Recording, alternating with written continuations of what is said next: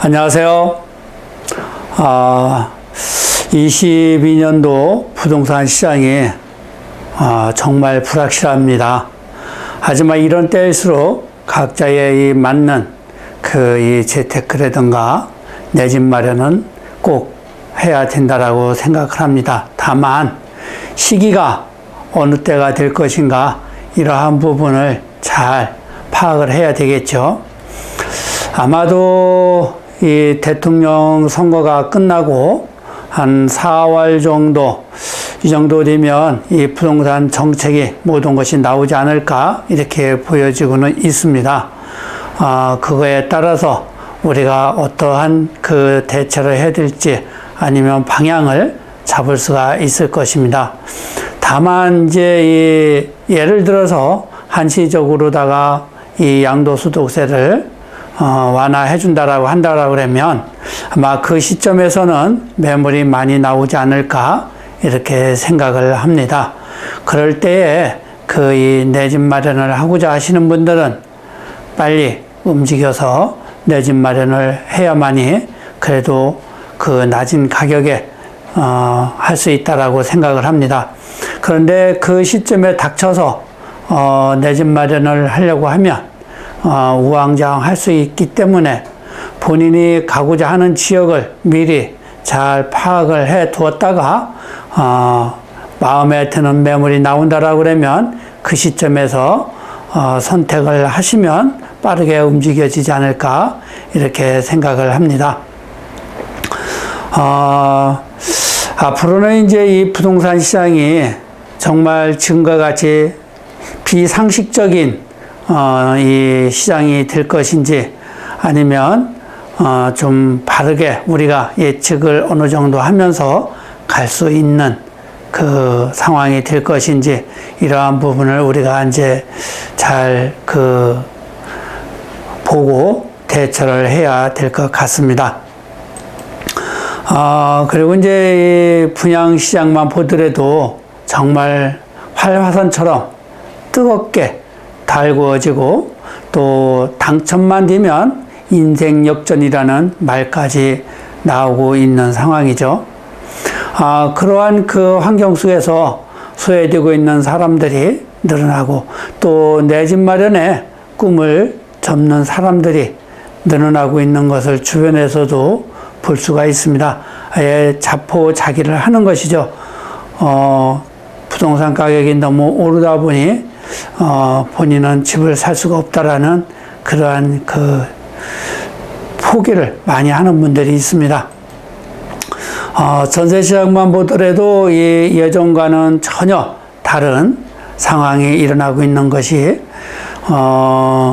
신규로 보통 입주 아파트가 입주가 시작이 되면 전세금이 조금 낮게 형성이 되면서 통상적으로 그렇게 이 전세금이 안정이 되고 좀 낮은 가격으로 거래가 되는데 요즘에는 이제 이 신규 아파트도 본인 입주 매물이 많기 때문에 이 전세 매물이 그렇게 많지 않습니다. 다만 이제 이 입주하는 지역, 신규 입주하는 지역의 주변 아파트에 조금 영향을 줄 뿐이지 그렇게 예전과 같이 전세금이 많이 낮게 형성되고 그런 건 없습니다. 일산이 아마 이제 22년도에 두 군데에서 신규 입주가 될 겁니다.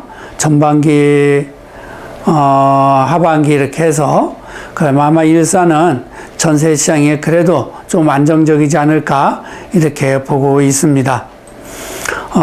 그리고 이제 이 급격하게 이렇게 임대료가 많이 오르가는 것은 임대차 3법으로 인한 그러한 것으로 이렇게 많이 오르간다는 것은 누구나 이제 다 알 것이고요.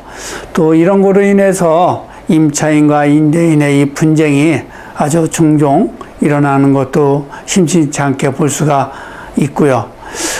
그로 인한 또 이 전세금 상승폭이 보통 보면 32평이 보통 2억에서 3억까지 상승을 했습니다. 자, 그렇다면 이 전세 살고 있던 분들은 이 크게 오르는 금액을 어떻게 감당할 수가 없을 것입니다. 이렇게 되니까 임차인들은 사실은 상황이 더 어렵게 되는 것이죠. 그래서 이 부동산 시장도 물 흐르듯이 움직여줘야만 문제없이 시장 형성이 되고 또 그로 인한 상황에 따라서 각자의 입장에 맞춰서 최선을 다하는 모습을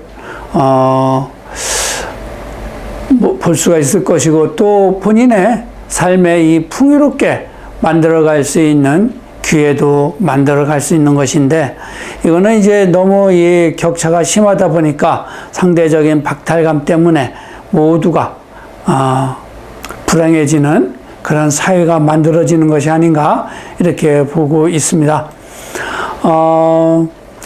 다음 정권에서 많이 바뀐다라고 그러면 일기 신도시죠. 일산, 분당, 평촌, 중동 이러한 곳에 재건축으로 갈 확률이 아주 크죠.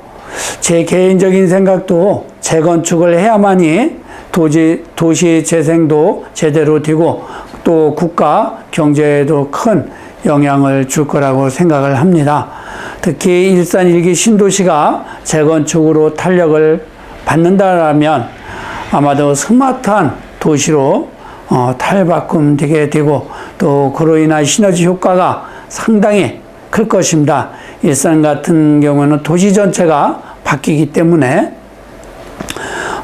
그리고 이제 내 집에서 살아야 한다는 사람들이 얼마나 될까 하고 생각을 해보면 저부터도 그래요. 그 안정적인 내 집에서 거주하면서 살고 싶은데 누가 남의 집에서 살고 싶은 사람이 있을까? 이런 생각을 다 하게 될 겁니다. 하지만 피치 못해서 그러한 상황에 접해서 가는 분들도 있을 것이고요. 또 이 주택 보유 의식은 어느 나라든지 그 본인의 주택을 갖고 싶어 하고 그 외의 주택도 더 부를 축적하기 위해서 갖고 싶어 할 것입니다.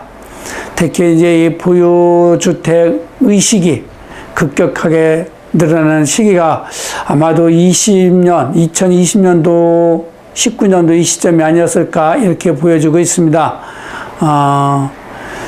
급격하게 주택 가격이 높아지면서 이러다가는 나도 집을 앞으로 영영 구입을 할 수가 없겠구나 하는 그러한 조급한 마음에 아마 이 보유의식이 상당히 그 높게 형성된 것이 2020년이 아닌가 이렇게 보여지고는 있습니다. 내 집 마련을 하지 못하는 그것이 아닌가 하는 이러한 불안한 심리 그런 거로 인해서 아마도 이 주택 보유 의식이 상당히 높아졌을 것이고 또 나이가 많이 들을수록 주택 보유 의식이 크다고 합니다. 그리고 소득이 많을수록 주택 소유 의식이 상당히 더 높게 나타난다고 해요. 그 삶을 만들어가고자 하는 이 성향이 아주 크게 나타나고 있는 것이